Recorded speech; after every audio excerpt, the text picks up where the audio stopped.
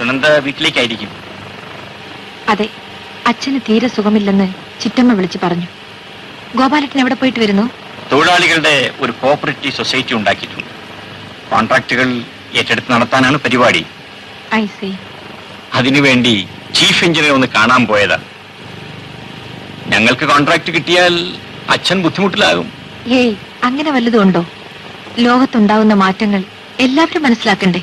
ഈ പെൺകുട്ടി എത്രമാത്രം മാറിയിരിക്കുന്നു. പുതിയ സാഹചര്യങ്ങൾ അവളെ സംസ്കാര സമ്പന്നയാക്കി.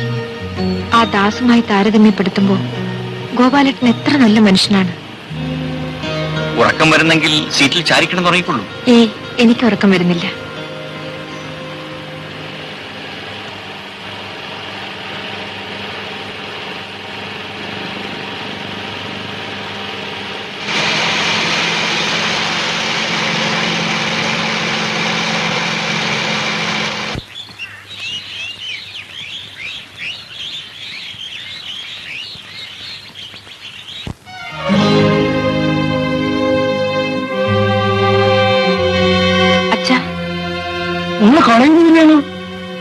അതെ, മോള് മുറിയിലേക്ക് വയ്ക്കോ.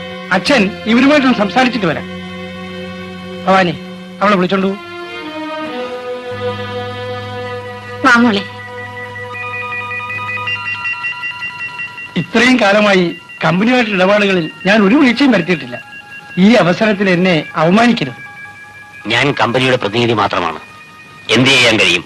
I M helpless. എന്താ ചുറ്റും ഇതെല്ലാം? ബസ് സ്റ്റാൻഡിൽ എന്താ കാർ അയക്കാഞ്ഞത്?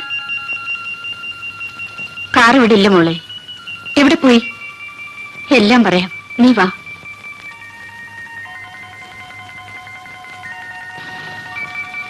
ഈ സമയത്ത് തന്നെ നീ ഇവിടെ വരുമെന്ന് കരുതിയില്ല മോളെ. ആ പോലീസുകാർ എന്തിനാ വന്നിരിക്കുന്നറിയാമോ? എന്തിനാ ചിറ്റമ്മേ? നിന്റെ അച്ഛനെ അറസ്റ്റ് ചെയ്യാൻ. അതെ മോളെ, ബില്ല് മാറുമെന്ന് വിചാരിച്ച് ഷയാൻ കമ്പനിക്ക് അച്ഛൻ 2 ലക്ഷം രൂപയുടെ ചെക്ക് കൊടുത്തു. ബില്ല് മാറിയില്ല. അവർ കേസ് കൊടുത്തു. കള്ളച്ചെക്ക് കൊടുത്തെന്ന്. അതെന്താ ബില്ല് മാറാത്തത്? എഞ്ചിനീയർ ദാസ് നമുക്ക് അനുകൂലമല്ല മോളെ. ആ ബ്ലഡി റാസ്കൽ നമ്മളെ ചതിക്കുകയാണെന്ന് അച്ഛൻ ചീഫ് എഞ്ചിനീയറോട് പറയാത്തെന്ത്? മോളെ, അയാളൊരു ചെകുത്താനാണെന്ന് ഇപ്പോഴാണ് അറിഞ്ഞത്.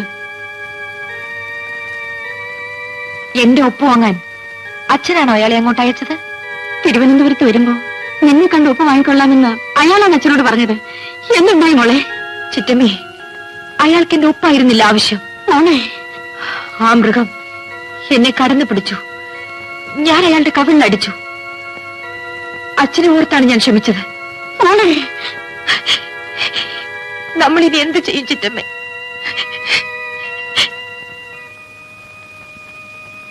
മോൾ എന്തിനാ കരയുന്നത്?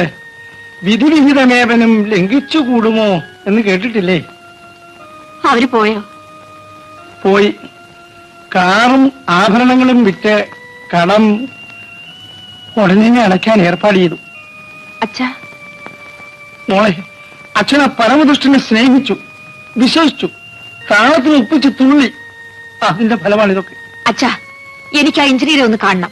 അയാളുടെ മനസ്സിലിരിപ്പ് എന്താണെന്ന് എനിക്കറിയണം. വേണ്ട, അവനെ കാണാൻ നീ പോകണ്ട. നേരാ മോളെ, മോള് പോകണ്ട. ഇല്ലച്ചാ, മകനും മകളുമായി അച്ഛന് ഞാൻ മാത്രമേ ഉള്ളൂ. ഞാൻ ജീവിച്ചിരിക്കുമ്പോ അച്ഛനിങ്ങനെ തകരാൻ ഞാൻ സമ്മതിക്കില്ല. മോളെ, വല്ലാത്തൊരു വേദന. അയ്യോ, ഡോക്ടറെ വിളിപ്പിക്കട്ടെ? വേണ്ട, കുടിക്കാൻ എന്തെങ്കിലും തരും.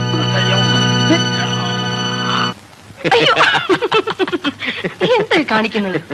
നാണപ്പൻ ചേട്ടനെങ്ങാനും വന്ന് കണ്ടാലുണ്ടല്ലോ. കണ്ടാലും മിണ്ടാതെ പോയിക്കോളും. അവൻ അറിയാൻ വേണ്ടി അവൻ വെറും ഡ്യൂപ്പാണെന്ന്. പിന്നെ ഗോപാലൻ ജാമ്യത്തിലിറങ്ങി. കേസ് അന്വേഷണത്തിന് വരുമ്പം ഞാനെങ്ങാനും കുഴപ്പത്തിലാവോ? നിനക്കെന്ത് കുഴപ്പം വരാനടി? നീ ഗ്രാനേഡ് ആരെങ്കിലും കണ്ടോ? ആരും കണ്ടില്ല. എന്നാലും നിക്കക്കള്ളിയില്ലാതെ വരുമ്പം ആരെങ്കിലും കയറി പറഞ്ഞാലോ? നീ ഒന്നുകൊണ്ടും പേടിക്കണ്ടടി, നിനക്ക് ഞാനുണ്ട്. ഇങ്ങനെ പറഞ്ഞാ മതി. ഒരു കോന്തനെ ഭർത്താവായിട്ട് പിടിച്ചു തന്നിട്ടുമുണ്ട്. എന്താ ഒരു വീട് വെച്ച് തരാൻ പറഞ്ഞിട്ട്?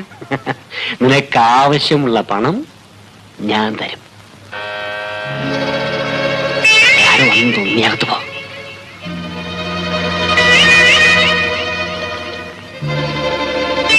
Yes, come in.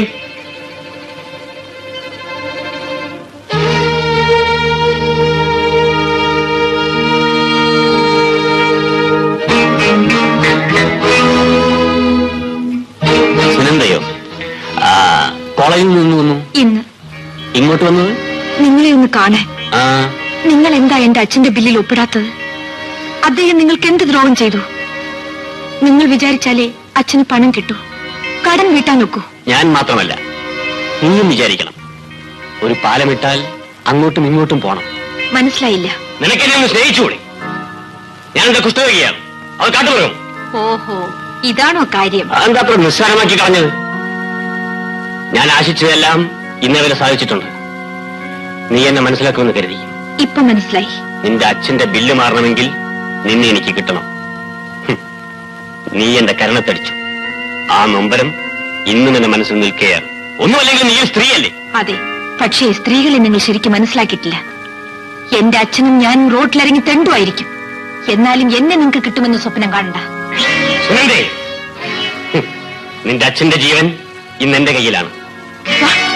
അതെ, രണ്ടുപേർ കൊല്ലപ്പെട്ട ബോംബ് കേസിൽ ഒന്നാം പ്രതിയാണ് നിന്റെ അച്ഛൻ. ഞാൻ വിചാരിച്ചാൽ ഇന്ന് അയാളുടെ കയ്യിൽ വിലങ്ങ് വീഴും.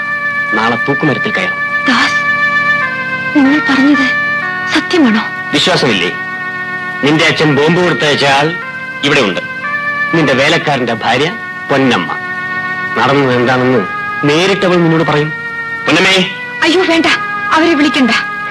അപ്പോ ഞാൻ പറയുന്നത് നിനക്ക് വിശ്വാസമുണ്ട് അല്ലേ? അല്ലെങ്കിൽ നിന്റെ അച്ഛനോട് ഒന്ന് ചോദിച്ചു നോക്ക്. വേണ്ട, ആരോടും ചോദിക്കണ്ട. ദയവായി അങ്ങ് എന്റെ അച്ഛനെ രക്ഷിക്കണം.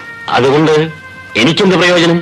അതിന് പ്രതിഫലമായി എന്റെ ഈ ശരീരം മതിയെങ്കിൽ എടുത്തോളൂ. ഛേ, ഒരു നിമിഷത്തേക്ക് മാത്രമായി എനിക്കതെന്തിന്? കിട്ടുന്നെങ്കിൽ ഒരായുഷ്കാലം മുഴുവൻ എനിക്കത് വേണം. Yes, I want to marry you. നീ എന്റെ ഭാര്യയാകണം.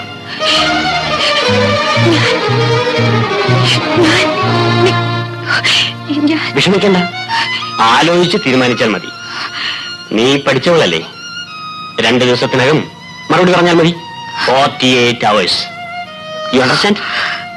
പോയിക്കോളൂ.